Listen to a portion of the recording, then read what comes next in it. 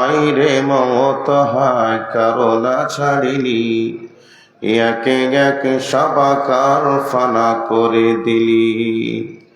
গেল দিন গেল মাস গেল রে বছর, গেল দিন গেল মাস গেল রে বছর, যাইনি কেবল শুধু আয়ু গেল তোর। পাকা আম ঝুলিতেছে বোটায় রস নেই, কবে ঝড়ে পড়ে যাবে বেশি দেরি নেই। কোমর বাঁকানো তোর সাদা হলো কেশ, এখন কেবল বাকি কবরে প্রবেশ।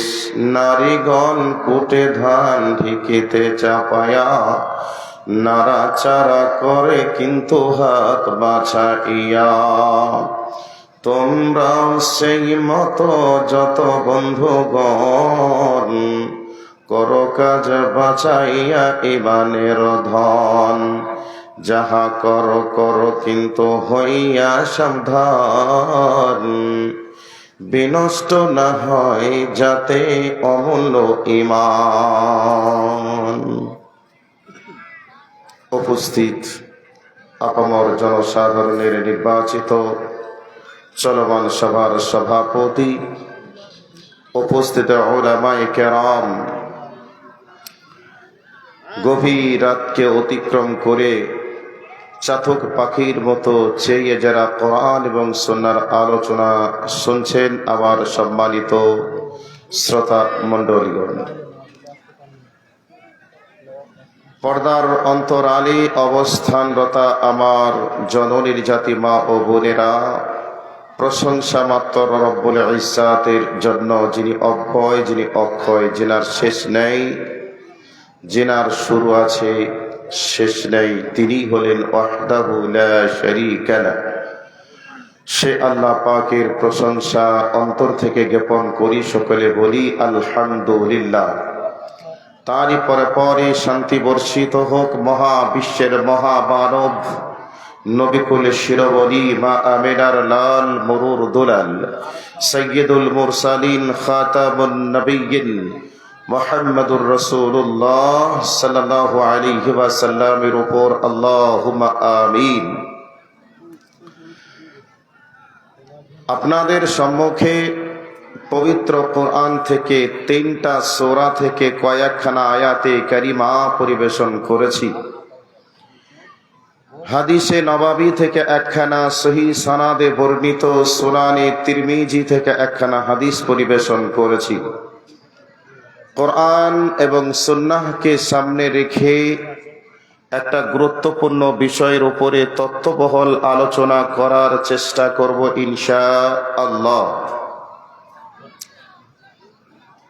একটা প্রবাদ বাক্যে আছে, গরুর থেকে দালাল যদি বেশি হয়,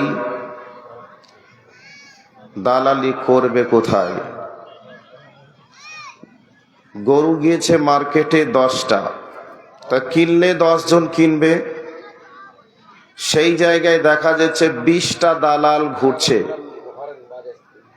তাহলে দালালি করবে কোথায়? রাত না হলে শ্রোতা আসছে না, রাত হয়ে গেলে থাকছে না, বক্তা নিয়ে আসছেন 5টা 6টা, শ্রোতা না থাকলে বক্তা বক্তব্য রাখবে কার কাছে? সেই হিসাবে দোষটা হচ্ছে আপনাদের। আপনারা সন্ধ্যার মাঝেই যদি চলে আসেন, যথা সময়ে বক্তা বক্তব্য দিতে উঠবে, রাত হয়ে গেলে থাকবেন না, রাত 12টা হতে হতেই বক্তব্য শেষ হবে, শ্রোতাও ফজরের সালাত আদায় করবে, সাথে বক্তাও ফজরের সালাত আদায় করবে। রাত্রি 9টায় শুরু হচ্ছে, রাত 3টায় শেষ হচ্ছে। সন্ধ্যা রাত্রিতে বক্তাও ঘুমাতে পারছে না, শ্রোতাও ঘুমাতে পারছে না। ঘুম ভাঙছে সকাল 7টায়, ফজরের নামাজ হচ্ছে 5টায়, 2 ঘন্টা লেটে ঘুম ভাঙছে, ফজরের নামাজটা কোথায় যাবে? সেজন্য এলাকার মানুষের অভ্যাসটা খারাপ হয়ে গেছে। তারা কোরআন সুন্নাহর আলোকে জীবনযাপন না করার অপরাধে আজকের সভাগুলি লক্ষ লক্ষ টাকা খরচ করে চলছে, কিন্তু উপকার তেমন হচ্ছে না। সেজন্য এলাকাবাসীর কাছে বক্তব্যের প্রারম্ভে অনুরোধ করব, আগামী দিন থেকে বর্তমানে স্টেজগুলিকে, সভা সমিতিগুলিকে আপনারা একটু বিবেচনার নজরে দেখবেন। মাগরিবের সালাতের পর পর প্রোগ্রাম স্টার্ট হবে, 12টা হতে হতে সব কমপ্লিট হবে। 2 ঘন্টা লেটে শুরু করছেন, 2 ঘন্টা আগে শুরু করবেন, তাহলে সবটাই ঠিক থাকবে। বছরে তো একটা দিনই জালসা করবেন, তো সেক্ষেত্রে এত অনীহা কেন? একদিন না খেলে কি বা হবে? কোরআন শোনার আলোচনা শুনে নিজের জীবনটাকে মানুষ রূপে পরিচালিত করার চেষ্টা করবেন। এই দাওয়াত দাবি রেখে আজকের বক্তব্যের বিষয়কে কোরআন দিয়ে সরাসরি শুরু করছি। ভাই, আমাদেরকে আল্লাহ দুনিয়াতে পাঠিয়েছেন তেনার একটাই উদ্দেশ্য, ওয়ামা খালাকতুল জিন্না ওয়াল ইনসা ইল্লা লিয়াবুদুন। উদ্দেশ্য এটাই, আমার বান্দা আমারই ইবাদত করবে। তো আল্লাহ তার বান্দাদেরকে সৃষ্টি করার পিছনে একটাই উদ্দেশ্য, তারই ইবাদত করবে। তো বর্তমান সময়ে আমরা যারা মুসলিম দাবি করছি, আমরা কি আল্লাহর ইবাদত করছি? করছি না। উদাহরণ দিই, আপনি বিবাহ করেছেন, প্রথম দিনে বাসর রাত্রিতে আপনার স্ত্রীর সঙ্গে আপনার কিছু গোপনে কথোপকথন চলছে। আপনি বলছেন, আমি হচ্ছি এই প্রকৃতির মানুষ, আমার সঙ্গে এই ব্যবহার করবে, আর আমি যে কথাগুলিকে বলছি মনোযোগ সহকারে শুনবে, এগুলিকে যথারীতি তুমি পালন করার চেষ্টা করবে। স্ত্রীকেও এবার আপনি স্বামী হিসাবে বলছেন, বেগম 5টা নয় 10টা নয়, তুমি আমার একমাত্রই স্ত্রী, তুমি আমাকে বলো তোমার মনের কি কি চাহাত রয়েছে। আপনার স্ত্রীও আপনাকে কিছু কথা বলল। তো এখন দুইজনের কথোপকথন হলো, এর মধ্যে একটি পয়েন্ট হলো, আপনি আপনার বেগমকে বলছেন, আমার খেদমত করতে গিয়ে ত্রুটি বিচ্যুতি হলে আমি তেমন কিছু মনে করব না, আমি মানিয়ে নেব, কিন্তু সাবধান, আমার বাপ মার খেদমতে যেন কোনো ত্রুটি না হয়। আমার বাপ মা যদি আমাকে অবজেকশন দেয়, তাহলে আমি কিন্তু মেনে নিতে পারবো না, তোমাকে ক্ষমা করতে পারবো না। কাজে আমার তুমি খেদমতে ত্রুটি করো, আমি নির্দ্বিধায় মেনে নিব। এবার সর্বপ্রথমেই আপনার স্ত্রী যদি আপনার আব্বা মার কাছ থেকেই আনুগত্য খেদমতের নজর উঠিয়ে নেয়, হাতকে গুটিয়ে নেয়, তাহলে আপনি স্বামী হিসাবে স্ত্রীকে বুঝিয়ে বলবেন, বেগম তোমাকে আমি কত ভালোবাসি, তোমাকে আমি বিবাহ করে নিয়ে এসে বাসুর রাত্রিতে যুবক যুবতী সর্বপ্রথম মনের বাসনা কামনা পূরণ না করে আমার মনের অন্তিম ইচ্ছাকে তোমার কাছে প্রকাশ করেছিলাম, আর তুমি সর্বপ্রথম আমার সেই মনের ইচ্ছাকেই তুমি আজকে লঙ্ঘন করে দিলে। তোমাকে আবার দ্বিতীয়বারের মতো করে বলছি, খবরদার তুমি এমন করিও না, বরং তুমি আমার বাবা মাকে খেদমতের নজরটা রাখবে। একথা যখনই বলেছে, এই অবস্থায় আপনার স্ত্রী যদি আপনাকে বলে, আমি তোমার খেদমতের জন্য এসেছি, তোমার বাবার খেদমতের জন্য আসি নাই, একথা যদি আপনাকে আপনার স্ত্রী যদি মুখের সামনে বলে দেয়, আচ্ছা আপনার স্ত্রী আপনার অন্তরে জায়গা পাবে? একটু আওয়াজ দেওয়া লাগবে, পাবে? ভালোবাসা পাবে? পাবে না। তো আমার আল্লাহ আমাকে আপনাকে বলেই দিয়েছে, বান্দা আমি তোমাকে সৃষ্টি করেছি একটাই উদ্দেশ্যে, তুমি আমারই ইবাদত করবে। এ কথাটা আল্লাহ আমাদেরকে বলেছেন, কিন্তু এখন আমরা আল্লাহর ইবাদত বাদ দিয়ে, আল্লাহর মাহবুব প্রিয় বান্দা হওয়া বাদ দিয়ে আমরা যেন দুনিয়ার পিছনে, দুনিয়াকে মহাব্বতের বানিয়ে নিলাম। আমরা আমাদের ছেলে মেয়ে বউ বিটিকে মহাব্বতের বানিয়ে নিলাম, আর আমাদের রবকে আমরা ভুলে গেলাম। তাহলে সেই রবের নজরে আমরা কি ভালো হতে পারবো? আমরা কি আমাদের প্রভুর অন্তরে জায়গা করে নিতে পারবো? অসম্ভব জায়গা করে নিতে পারবো না। বেগমকে এ কথা বলার অপরাধে আপনি 2 দিন 3 দিন বুঝিয়ে যখন ব্যর্থ হবেন, আপনার বাবা মার সঙ্গে আপনি পরামর্শ করে, যেহেতু আপনি আপনার বাবা মায়ের বাধ্য সন্তান হিসাবে, বাপকে যদি ভালোবাসা না দেয়, ওই মেয়েকে নিয়ে আপনি কি সংসার করতে পারবেন? স্ত্রী হিসাবে কি আর বাড়িতে রাখতে পারবেন? পারবেন না। আপনার স্ত্রীকে আপনি বলবেন, ইলহাকি ইলা আহলিক, তুমি চলে যাও আমার বাবার কাছে, তোমার বাবার বাড়িতে। আমি তোমাকে তালাক দিলাম, তোমাকে আমি ডিভোর্স দিলাম, তুমি চলে যাও আমার বাপের বাড়ি ছেড়ে তোমার বাপের বাড়ি। এ কথা আমরা বলবো কি বলবো না? কথা বলুন, বলবো কি বলবো না? বলবো। কাজেই আমাদের রবের ইবাদত আমরা যদি না করি, তাহলে আমাদের রব আমাদেরকে বলবে, তোমরা আমার নজরে ভালো মাহবুব প্রিয় বান্দা হতে পারো নাই, কাজেই চলে যাও আমার রহমতের নজর ছেড়ে আমার গজবের জায়গাতে চলে যাও, জাহান্নামে। এ কথা আল্লাহ বলবে কি বলবে না? বলবে। কাজেই আমার বক্তব্যের বিষয়কে, ভূমিকাকে ছেড়ে দিয়ে সরাসরি কোরআনের আয়াতের দিকে চলে যাওয়ার চেষ্টা করছি। যে বা যারা যেখানে রয়েছেন, রাত অনেক হলো, বেচা কেনা, ক্রয় বিক্রয়, গল্প গুজব, লেনদেন, খাওয়ান দাওয়ান, বন্ধু বান্ধবী, বয়ফ্রেন্ড গার্লফ্রেন্ড, অনেক কিছু হলো।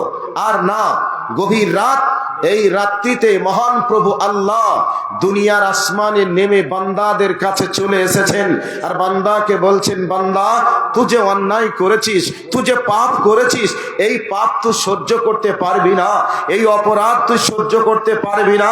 কারণ আমি যে জায়গাটা বানিয়েছি, এই জায়গাটা কতটা ভয়াবহ, এই জায়গা সম্পর্কে আমি জানি। এই জাহান্নামের আগুনের কত শাস্তি, কত তাপ, এটা তোরা না জানলেও আমি জানি। তোদেরকে যেহেতু আমি বড় ভালোবেসে সৃষ্টি করেছি, আমি তোদেরকে কত মহাব্বত করে বানিয়েছি, তোদেরকে ক্ষমা করার জন্য আমি আরশে আজিম থেকে দুনিয়ার আসমানে নেমে এসে আমি তোদেরকে বলছি, বান্দা আমার কাছে ফিরে আয়। আল্লাহ বলে একবার ডাক, আর অতীতের পাপগুলির বিষয়ে তুই একটু আমার কাছে ক্ষমা চা, আমি তোর জিন্দেগির পাপগুলিকে ক্ষমা করে দিয়ে, আমি তোর দিকে রহমতের নজর দিয়ে, তোকে আমার রহমতের কোলে টেনে নিয়ে, তোকে মাফ করে দিয়ে আমি তোকে জান্নাতি মেহমান বানাবো। এই জন্যে গভীর রাত্রিতে মহান প্রভু আল্লাহ দুনিয়ার আসমানে নেমে এই গুনাহগার বান্দাদেরকে তিনি ডাকছেন। সেই জন্য আপনাদেরকে বলছি, ক্রয় বিক্রয়, গল্প গুজব, লেনদেন যারা করেছেন, এবারে একটু আসুন মহতি সভাতে কোরআন সুন্নাহর আলোকে কিছু আলোচনা করি। আপনাদের জীবনের মান উন্নয়ন কিছু ঘটানো যায় কিনা দেখি। আপনারা নিয়ে এসেছেন সেই উত্তরপ্রদেশের মাটি থেকে যোগ্য একজন দায়ী, যোগ্য একজন আলিমে দিনকে নিয়ে এসেছেন। আমিও এখান থেকে আমার বাড়ির ডিসটেন্স হচ্ছে 365 কিলোমিটারের রাস্তা। আমি সেই 365 কিলোমিটার রাস্তা অতিক্রম করে আপনাদের দাওয়াতে খেদমতে এসেছি। যদি সামনে শ্রোতা না পাই তাহলে কি হবে? সেই জন্য আপনাদের কাছে অনুরোধ জানাচ্ছি, যে বাজারা যেখানে রয়েছেন, আর না থেকে আপনারা আসুন, আপনাদেরকে কোরআন এবং সুন্নাহর আলোকে কিছু আলোচনা করার চেষ্টা করছি। সম্মানিত উপস্থিতি, আল্লাহ সুবহানাহু ওয়া তাআলা আমাদের জন্য কি বলতে চেয়েছেন আমি আপনাদেরকে কোরআন সুন্নাহর আলোকে বলার চেষ্টা করছি। এবারে একটা উদাহরণ দিই। উদাহরণটা কি? গরমের সময় আপনার বাড়িতে যদি মেহমান আসে, তো মেহমানদেরকে আমরা রেসপেক্ট করার জন্য সর্বপ্রথম দিই কোল্ড ড্রিঙ্কস। কোল্ড ড্রিঙ্কস নেই, আমরা তাদেরকে ফ্রিজ থেকে পানি দিয়ে একটু লেবু দিয়ে শরবত বানিয়ে দেওয়ার চেষ্টা করি কি করি না? তাহলে রেসপেক্টের সর্ব সূচনা শুরু হয় কোল্ড ড্রিঙ্কস দিয়ে, ঠান্ডা জাতীয় কোনো জিনিস দিয়ে। শীত মৌসুমে আসলে আমরা আমাদের মেহমানদেরকে চা দিয়ে আমরা তাদের মেহমানের আপ্যায়ন শুরু করি। এখন আমরা যদি আল্লাহর অবাধ্য বান্দা হয়ে দুনিয়া ছেড়ে চলে যাই জাহান্নামে, তাহলে আল্লাহ পাক জাহান্নামীদেরকে সর্বপ্রথম শাস্তির সূচনা শুরু করবেন গরম ফুটন্ত পানি দিয়ে। আমার মতো এই 1 কুইন্টাল ওজনের লোকটিকে 1 লিটার পানিকে দুনিয়ার এই আগুনে গরম করে পাইপের সাহায্যেই যদি আমার পেটের ভিতরে ঢুকিয়ে দেয়, আমাকে 2-1 জন কি ধরে আটকাতে পারবে এটা মনে হয়? পেটের জ্বালা, পেটের তাপ, কষ্ট এত অনুভব হবে, 2-1 জন আমাকে কন্ট্রোল করার চেষ্টা করলেও কন্ট্রোল করতে পারবে না। আমি যেভাবেই হোক বাঁচার একটু চেষ্টা করব, লাফিয়ে লাফিয়ে আমি একটু হলেও আমি চেষ্টা করব, আমাকে একটু শান্তির ব্যবস্থা করো, একটু আরাম দেওয়ার চেষ্টা করো, এ কথা আমি বলার চেষ্টা করব। এমন তড়পাতে শুরু করব, কিছুক্ষণ পরেই আমাকে ডাক্তারের কাছে নিয়ে যাবে। দেখো কি হয়েছে।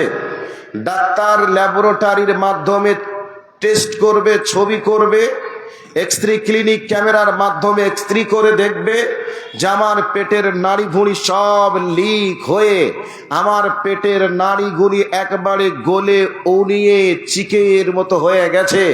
ডাক্তার বলবে আর বেশিক্ষণ বাঁচবে না, নিয়ে চলে যাও। এ কথা বলবে কি বলবে না? বলবে।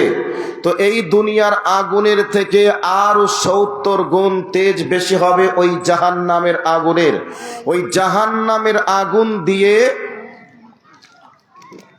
পানিকে গরম করবেন, আর ওই গরম পানি দিয়ে আল্লাহ পাক অপরাধীদেরকে শাস্তির শুভ সূচনা শুরু করবে। গরম ফুটন্ত পানি তারা পান করবে, তাদের প্রস্রাব পায়খানার রাস্তা দিয়ে একবারে লিক হয়ে ফেটে চচির হয়ে বার হয়ে চলে যাবে। তাহলে জাহান্নামের সর্বপ্রথম শাস্তি শুরু হবে গরম ফুটন্ত পানি দিয়ে। এবার বলবেন দুনিয়াতে মানুষ তো মারা যাবে কষ্ট পেয়ে, কিন্তু আল্লাহ পাক বলেছেন লা ইয়ামুতু ওয়ালা ইয়াহইয়া, সেদিন মানুষ মরবেও না, সেদিন মানুষ সুস্থ থাকবে না, বরং আযাবের পর আযাব হতেই থাকবে। এইরকম দশা, এইরকম শাস্তি হতে থাকবে কতদিন? আল্লাহ পাক কি বলেছেন এবার কোরআন দিয়ে শুরু করি। আউযু বিল্লাহি মিনাশ শাইতানির রাজীম। বিসমিল্লাহির রহমানির রহিম। ইন্না জাহান্নামা কানাত মিরসাদা লিত্তাগিনা মাআবা লাবিসিনা ফিহা আহকাবা। সূরা নাবা। আল্লাহ রাব্বুল আলামিন সূরাতুন নাবার ভিতরে জাহান্নামের কথা আলোচনা করেছেন এবং জাহান্নামে কে যাবে তার ব্যাপারে আলোচনা দিয়েছেন। একটা গরুকে, একটা মহিষকে, একটা হরিণকে শিকার করার জন্য বাঘ যেমন ঝপটা মেরে ওত পেতে বসে যায়, গরু ছাগল মহিষ হোক হরিণ হোক যখন অন্যমনস্ক হয়ে যায় আর ওই অবস্থায় বাঘ তার উপরে অ্যাটাক করে ঝাঁপিয়ে পড়ে, এই অবস্থায় বাঘ তার জীবন ছাড়ার আগে জান ছাড়ার আগে তার শরীরের মাংসগুলি খেয়ে শেষ করে দেয়। এমন ভাবে নির্মম ভাবে তার মাংসগুলি একাধিক বাগে একাধিক জায়গা থেকে যেমন খেতে শুরু করে দেয়। অনেক সময় আমরা ডিসকভারি অ্যানিমেল চ্যানেলের মাধ্যমে দেখতে পাই মহিষটা, গরুটা, হরিণটার প্রাণ বার হওয়ার পূর্বে তার দেহ থেকে মাংস বিদায় নিয়ে নেই। এইরকম দেখিছি কি দেখি নাই বলুন তো? এবার বলবেন মাওলানা দেখেছি। আল্লাহ পাক বলছেন বান্দা তোমাদের জন্য জাহান্নাম ওত পেতে বসে আছে। তোমরা দুনিয়াতে অন্য মনস্ক হয়ে শয়তানের কুপ্রচরণায় পড়ে ইচ্ছা মতো দুনিয়া করবে, আর তোমাদেরকে জাহান্নাম ওইভাবে ওত পেতে বসে আছে গ্রাস করার জন্য। যেমনি দুনিয়া ছেড়ে বিদায় নিবে আর জাহান্নাম তোমাদেরকে ঝাপটিয়ে ধরে জাহান্নাম তার কাজ চালাতে শুরু করবে। এবার আল্লাহ রাব্বুল আলামিন বলছেন ইন্না জাহান্নামা কানাত মিরসাদা লিত্তাগিনা মাআবা। জাহান্নাম অবাধ্য ব্যক্তি পাপী ব্যক্তিদেরকে গ্রাস করার জন্য ওত পেতে বসে আছে। তাহলে বোঝা গেল অবাধ্য পাপাচার যারা তারা হবে জাহান্নামের বাসিন্দা। এবার বলবেন মাওলানা সাহেব আপনি একটু আমাদেরকে বলে দেন তো, অবাধ্য পাপীরা তো জাহান্নামে যাবে এটা বোঝা গেল, তবে জাহান্নামে কতদিন থাকবে? আল্লাহ রাব্বুল আলামিন বলছেন লাবিসিনা ফিহা আহকাবা। জাহান্নামে তারা যুগ যুগ ধরে, যুগের পর যুগ ধরে তারা জাহান্নামের মধ্যে অবস্থান করবে। তাহলে অবাধ্য ব্যক্তি তারা জাহান্নামে যাবে বোঝা গেল। এবার অবাধ্য কারা? যারা কোরআন সুন্নাহকে মেনে চলে না তারাই হলো অবাধ্য। কোরআন সুন্নাহর আলোচনা যারা শুনে ইচ্ছা মতো চলে, কোরআন সুন্নাহকে যারা গাইডলাইন মনে করে না, মুসলমান ঘরের সন্তান হওয়ার পরে তাদের চলাচল ইহুদি খ্রিস্টানের মতো, মুসলমান ঘরে জন্মগ্রহণ করার পরেও যারা ইহুদি খ্রিস্টান ও মুসলিমদের সাদৃশ্য অবলম্বন করে চলে, ওই সমস্ত মেয়েদেরকে অবাধ্য বলা হয়। যে সমস্ত নারীরা জালসার নামে বুরখা পরে লোক সমাগমে এদিকে ওদিকে তাকায় আর এদিকে ওদিকে ঘুরে, এই ধরনের নারীকে, এই ধরনের পুরুষকে বলা হয়েছে অবাধ্য। আর এই অবাধ্য ব্যক্তিদের জন্যই আল্লাহ পাক বলছে তাদেরকে জাহান্নাম গ্রাস করার জন্য ওত পেতে বসে আছে, আর ওরাই জাহান্নামে যাবে যারা অবাধ্য।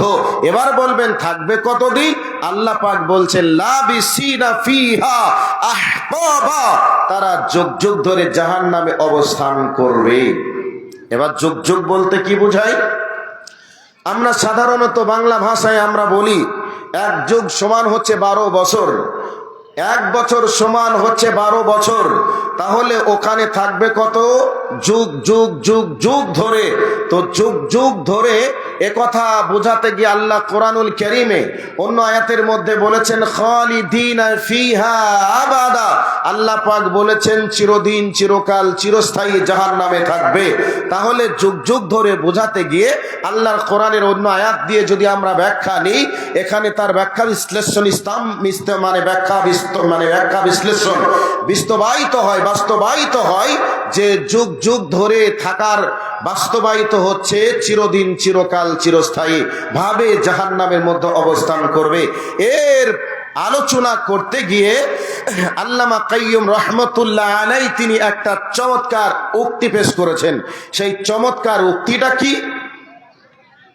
তিনি বোঝাতে গিয়ে বলেছেন যে ধরে নেন আসমানের নিচে, জমিনের উপরে, তামাম পৃথিবীতে যদি সরিষা দানাতে ভর্তি করে দেওয়া হয়, তাহলে এবার যদি সায়েন্সের যে টিচার আছে, টিচার যদি এবার কলম নিয়ে আর খাতা নিয়ে বসে যায়, এর কি কোনো অ্যান্সার বার করতে পারবে?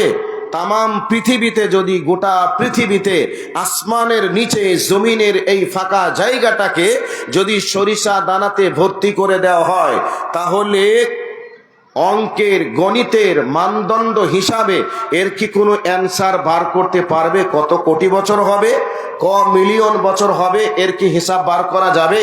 কলম ফেল হয়ে যাবে, ক্যালকুলেটর ফেল হয়ে যাবে, জ্যামিতি মানে অঙ্ক যারা করে গণিতের বিদ্যা শেষ হয়ে যাবে, এর কিন্তু হিসাব অ্যান্সার মেলানো যাবে না।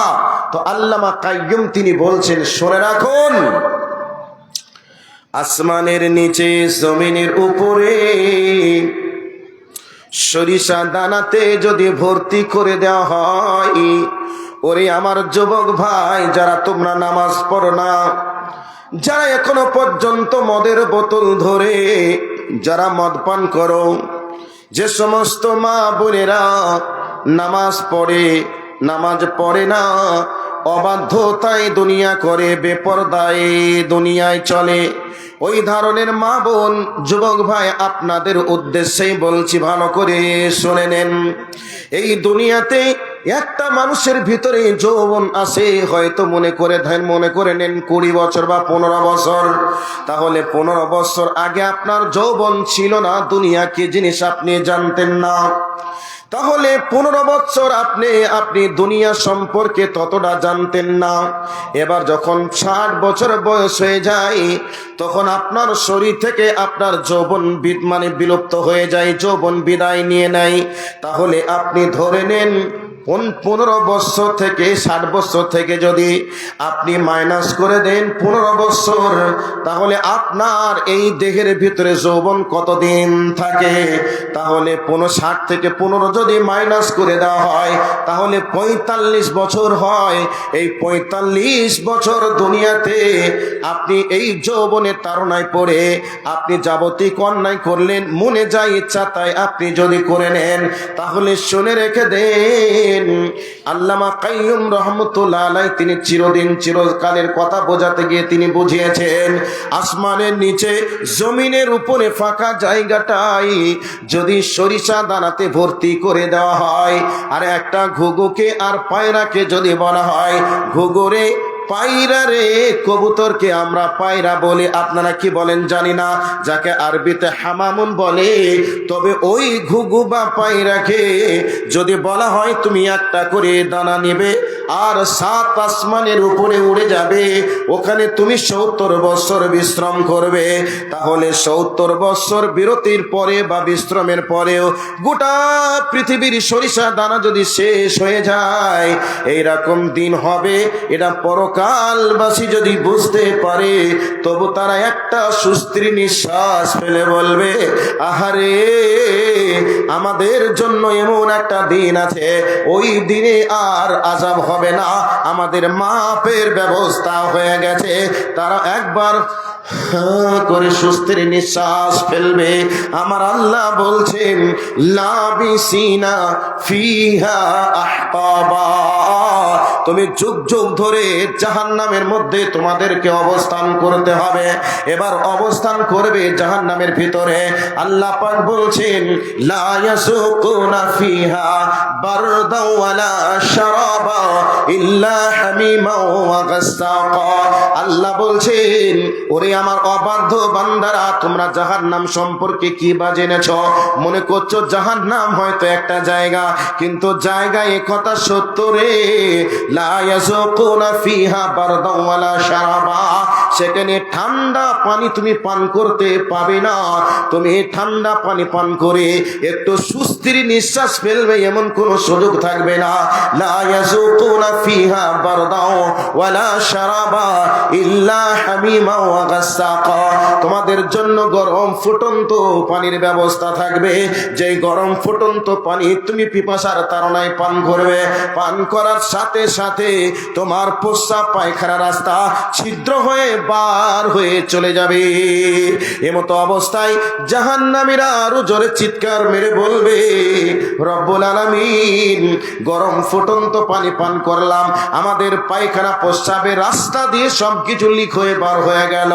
মাবুদ রে, আমাদেরকে একটু ঠান্ডা পানির ব্যবস্থা তুমি করো, আমাদেরকে এই জাহান্নামের আগুন থেকে বাঁচার মতো একটু তুমি সুযোগ দাও। আর আল্লাহকে বলবে, আল্লাহ জাহান্নামের ভয়াবহ দৃশ্য দেখলাম, বুঝলাম, অনুভব করলাম, মাবুদ গো এই জাহান্নামের আগুন থেকে পালিয়ে যাওয়ার কি কোনো রাস্তা আছে? মাবুদ গো জাহান্নামের আগুন থেকে বাঁচার কি কোনো রাস্তা আছে? আমার ভাই বন্ধুরা, ওরে আমার আম্মুরে, খালারে, বোনরে, ওই জাহান্নামের আগুনে পুড়ে পুড়ে আমিও হতে পারি, আপনিও হতে পারেন। তবে যদি অবাধ্যতায় দুনিয়া আমাদের জন্য, আমাদের দ্বারাই হয়ে থাকে, আমাকে আপনাকে ওই জাহান্নামের আগুনে পুড়তে হবে। আর ওই জাহান্নামের আগুনে পুড়ে পুড়ে রব্বুল আলামিনকে গিয়ে বলবো, মাবুদ গো জাহান্নামের দৃশ্য দেখলাম, শুনলাম, বুঝলাম, জাহান্নামের কি আগুনের গর্জন, জাহান্নামের আগুনের কি লেলিহান শিকা, মাবুদ গো আমি সব অনুভব করলাম। আমাকে এই জাহান্নামের আগুন থেকে পালিয়ে যাওয়ার কি কোনো রাস্তা আছে? যদি থেকে যায় আমাকে ওই রাস্তাটা দেখিয়ে দাও, আমি ওই রাস্তা ধরে এই জাহান্নামের আগুন থেকে পালিয়ে যাই। আল্লাহ বলবেন, না রে, পালিয়ে যাওয়ার কোনো রাস্তা নেই, তোদের জন্যই তো এই জায়গাটা তৈরি করেছি। তোকে আমি যা গাইডলাইন দিয়েছিলাম, বলেছিলাম আমার এই ইবাদতের জন্য বানালাম, তোরা আমার ইবাদত করলি না, আমার ইবাদত না করে আসার অপরাধে তোদের স্থান হয়েছে এটাই। ভাই কথাগুলি শুনে অবাস্তব মনে হচ্ছে, যে এমনই কি হয়? কথাগুলি শুনে কার কার মিথ্যা মনে হচ্ছে একটু হাত তুলুন তো ভাই, দেখি কার অবাস্তব মনে হচ্ছে, একটু হাত তুলুন, আপনাকে দেখি। আচ্ছা, কথা কি সব বোঝা যাচ্ছে? আপনারা বুঝতে পারছেন কথা? আপনারা তো উর্দু ভাষী মানুষ, আমি তো বাংলায় বলছি, আপনারা বুঝছেন কিনা আমি জানি না। বোঝা যাচ্ছে কি যাচ্ছে না? যাচ্ছে তো? তো অপরাধী ব্যক্তিদের আবাসস্থান কোথায় হবে? জাহান্নামে। তাদের শাস্তি কি হবে একটু দিলাম। এবার আমি আর একটা আয়াতে চলে যাচ্ছি, সূরাতুল হজে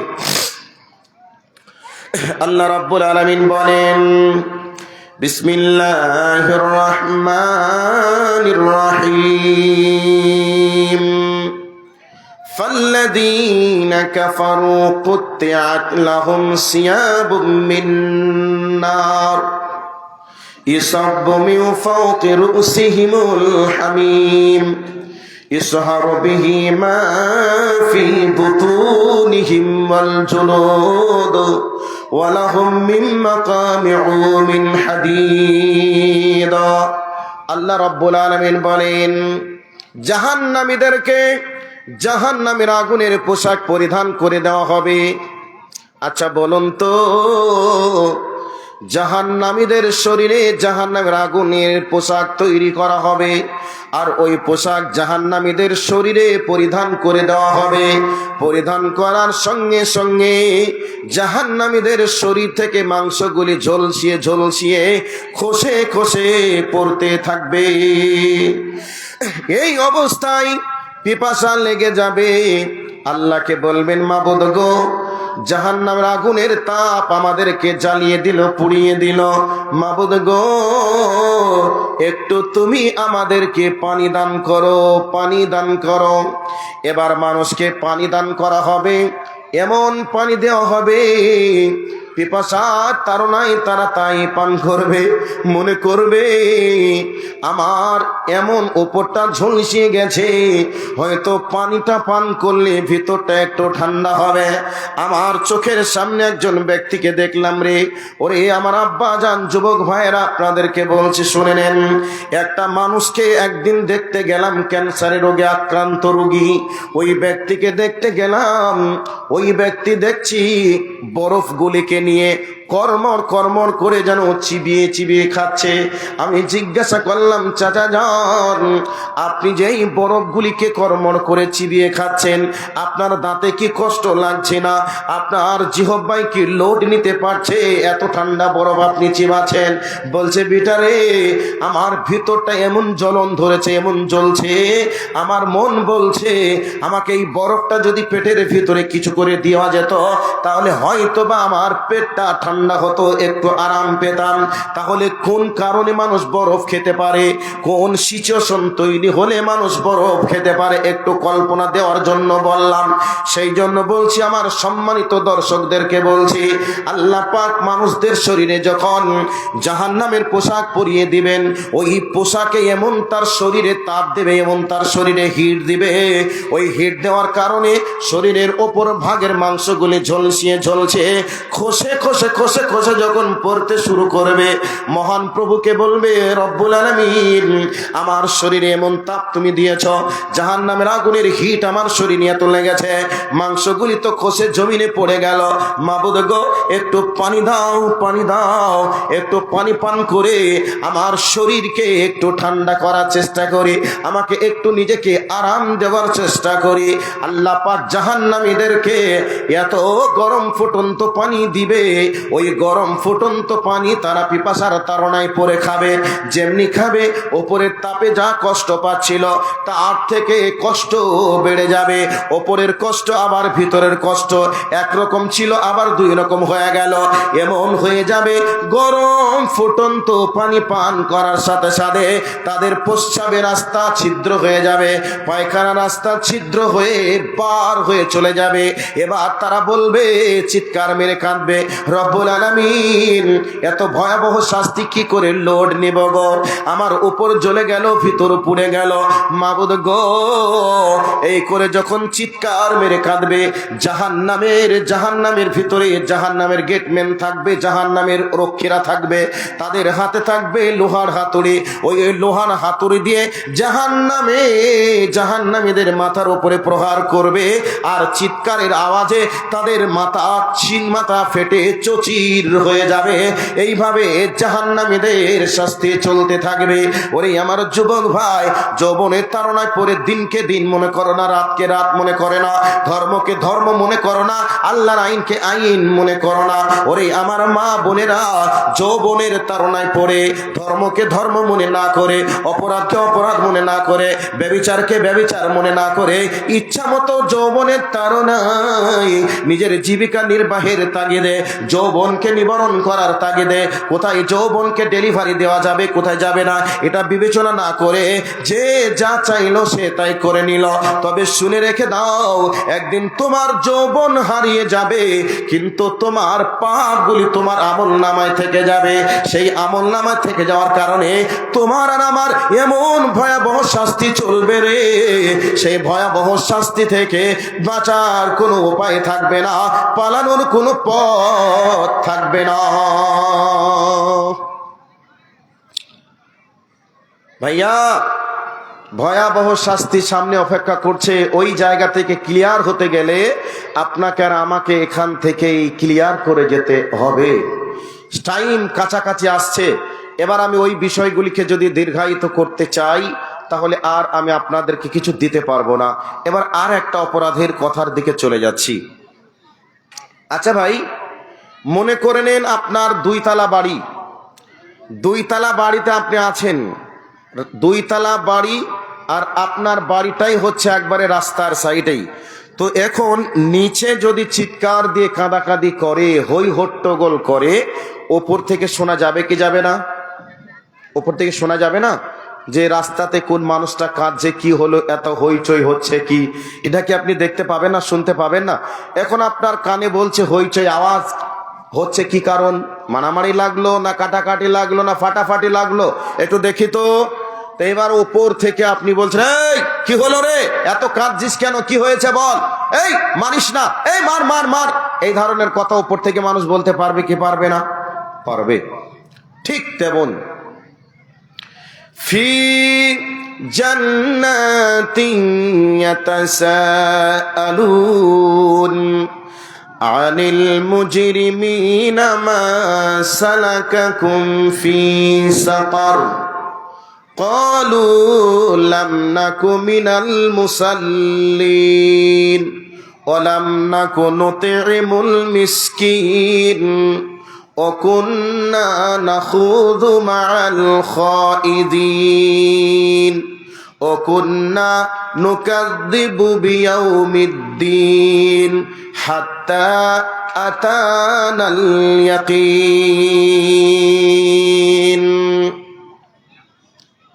আল্লাহ রাব্বুল আলামিন সূরাতুল মুদাসসিরের ভিতরে বলছেন, যেমন আপনাদেরকে উদাহরণটা দিলাম, দুইতলা বাড়ি থেকে আপনি দেখছেন নিচের মানুষগুলি আপনি ওই জায়গার আওয়াজটা শুনে আপনার কান বলছে কি হলো একটু দেখি।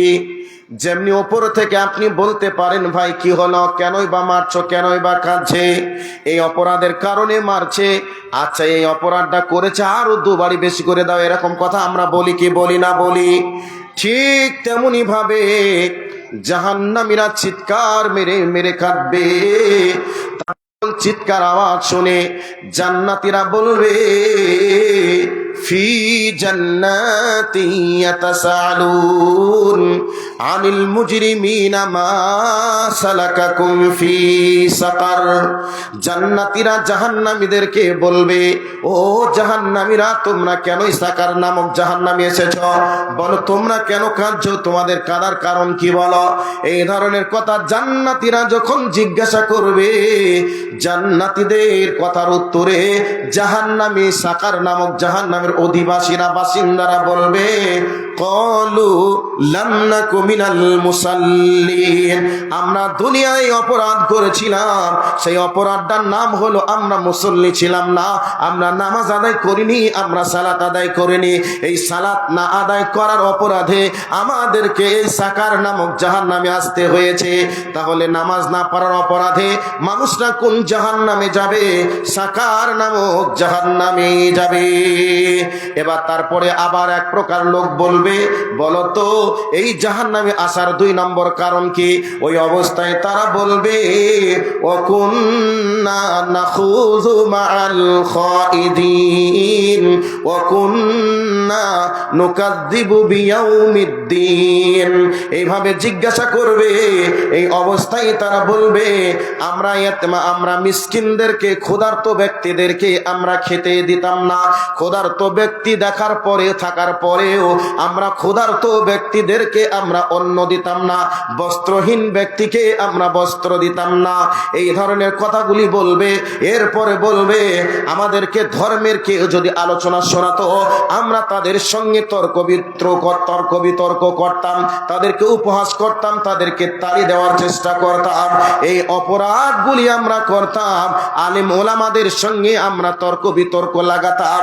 হাত্তা আতানাল ইয়াকিন, আমাদের এই অবস্থাতে আমাদের মউত আমাদেরকে ধরে নিয়েছে। অতএব অপরাধগুলির মধ্যে কয়েকটা অপরাধ জাহান্নামে যাবে মানুষ। সেই জাহান্নামে কয়েকটা অপরাধের মধ্যে একটা অপরাধ হলো নামাজ না পড়ার অপরাধ, 2 নম্বর হলো ফকির মিসকিনদেরকে খেতে না দেওয়ার অপরাধ, 3 নম্বর অপরাধ হলো আলোচনা করলে তাদের সামনে কোরআন হাদিসের উপস্থাপনা করলে তাদের সঙ্গে তর্ক বিতর্ক লাগিয়ে দেওয়া। এই ধরনের অপরাধের সঙ্গে যারা জড়িত থাকবে তাদেরকে সাকার নামক জাহান্নামের অধিবাসী হতে হবে। বন্ধুরে, ওরে আমার যুবক ভাইয়েরা, বর্তমান সময়ে যুবকদেরকে যদি বলা হয়, বর্তমান সময়ে মানুষদেরকে নামাজের কথা বলা হলে আলেমদেরকে বলে আপনাদের খেয়ে তো কোনো কাজ থাকে না, শুধু নামাজ আর নামাজ। যদি হাদিস কোরআনের কথা বলতে যাওয়া হয়, তারা নাস্তিকতার জীবন পেয়ে নাস্তিকদের মতো বিভিন্ন রকমের প্রশ্ন করে, বিভিন্নভাবে তারা আলেম ওলামাদের কথাকে ডাউন করে দিয়ে তাদের কথাকে উপরে রাখার চেষ্টা করে। এই ধরনের মানুষ যারা হবে তারা ওই সাকার নামক জাহান্নামের মধ্যে যাবে।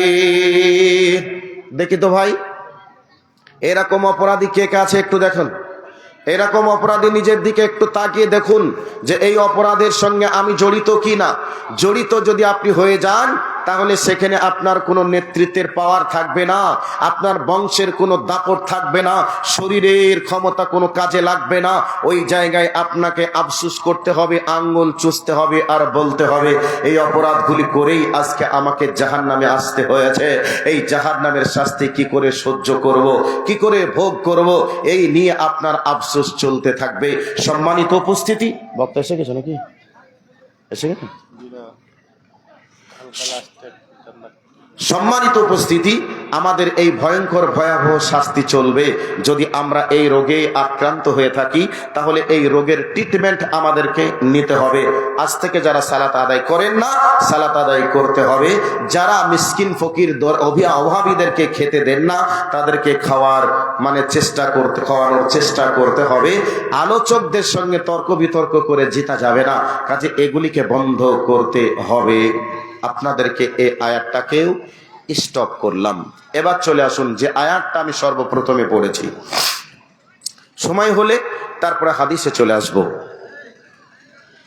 আল্লাহ রাব্বুল আলামিন বলেন সূরাতুল জুমার, এই জুমারের মধ্যে আল্লাহ পাক বলছেন ওয়াসিকাল্লাযীনা কাফারু ইলা জাহান্নামা জুমারা হাত্তা ইযা জাউহা ফুতিহাত আবওয়াবুহা وقال لهم خزنتها ألم يأتيكم رسل منكم يتلون عليكم।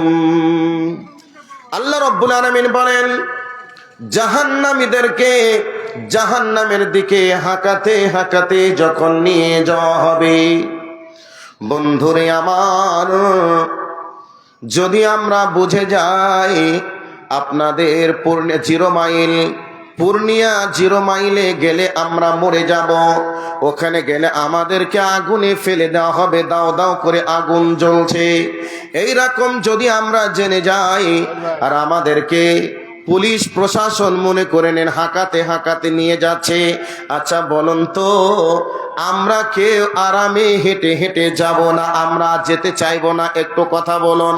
আশা করি যেতে চাইবো না।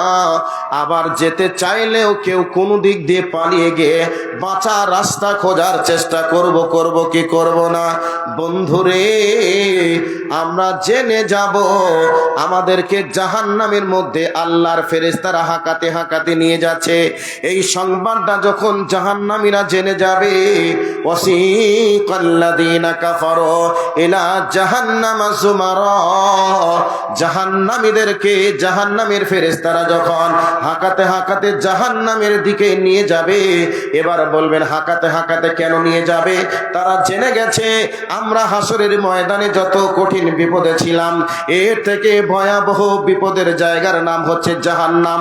ওই জাহান্নামে আমাদেরকে নিয়ে যাচ্ছে, ওই জাহান্নামের আগুনের শাস্তি কেমন করে ভোগ করব রে?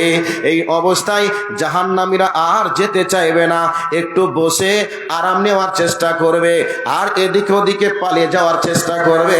এমতো অবস্থায় জাহান্নামীদেরকে জাহান্নামের ফেরেশতারা দলের পর দল হাঁকাতে হাঁকাতে নিয়ে যাবে। এই অবস্থায় জাহান্নামের গেটের কাছে এক পর্যায়ে পৌঁছে যাবে। এই অবস্থায় জাহান্নামের রক্ষীরা যারা থাকবে, গেটম্যান পাহারাদার যারা থাকবে, তারা বলবে ওয়াকালা লাহুম খাজানাতুহা আলাম ইয়াতিকুম রুসুলুম মিনকুম। আল্লাহ রাব্বুল আলামিন বলেন এই অবস্থায় জাহান্নামের গেটম্যান না বলবে তোমাদেরকে দুনিয়ায় কেউ কি এই জাহান্নামের ভয়াবহতা সম্পর্কে বোঝায়নি? জাহান্নামের ভয়াবহতা সম্পর্কে কেউ কি তোমাদেরকে জানায়নি? তারা তখন বলবে ক্বালু বালা ওয়ালাকিন হাক্কাত, তারা বলবে আমাদের কাছে বলার লোক ছিল, আমাদেরকে বলেছিল জাহান্নাম আছে, জাহান্নামের আগুন হবে, এই জাহান্নামের শাস্তি হবে এত ভয়াবহ, এরকম কথা আমাদেরকে বলেছিল। কিন্তু দুনিয়াতে ফাকাযযাবুনা, সূরাতুল মুলক আল্লাহ পাক বলেছেন ফাকাযযাবুনা ওয়া কুলনা মা নাযালাল্লাহু মিন শাইইন আতুম ইল্লা ফি যালালিন কাবীরা। সেদিন তারা বলবে হে জাহান্নামের দরজারা, জাহান্নামের দরগারা, তোমরা শোনো, আমাদের কাছে আলেম ওলামা গিয়েছিল, আমাদের কাছে নবীরা গিয়েছিল, নবীদের পরে আমাদের কাছে আলেম ওলামারা গিয়েছিল, কোরআনের আয়াত খুলে খুলে তারা আমাদেরকে বুঝিয়েছিল, বলেছিল, কিন্তু আমরা তাদের কথাকে মিথ্যা মনে করেছিলাম, তাদের কথাকে সত্য মনে করি নাই। আমরা বলেছিলাম আল্লাহ কোরআন নামক কোনো জিনিস অবতীর্ণ করে নাই, আর আমরা তাদের তাদের কথাকে উপহাস করে আমরা মিথ্যা মনে করেছিলাম, আর এই মিথ্যা মনে করার অপরাধে আমাদেরকে এই জাহান্নামের মধ্যে আসতে হলো। এই অবস্থায় জাহান্নামের ফেরেশতারা বলবে, যেহেতু তোমরা অপরাধ, তোমরা ক্ষমা মানে বিশ্বাস করনি, তোমরা অস্বীকার করেছিলে, চলে যাও এই জাহান্নামের ভিতরে। জাহান্নামের দরজাকে খুলে দেওয়া হবে, গেটকে খুলে দেওয়া হবে, জাহান্নামের ভিতরে জাহান্নামীরা প্রবেশ করবে। এবার বলবে, মাওলানা ইবাদুল্লাহ তুমি বলো, এদিকে বলছিলে জাহান্নামের ফেরেশতারা জাহান্নামীদেরকে হাঁকাতে হাঁকাতে নিয়ে যাবে, আবার জাহান্নামের গেট খুলে দেবে, জাহান্নামের মধ্যে পৌঁছে যাবে।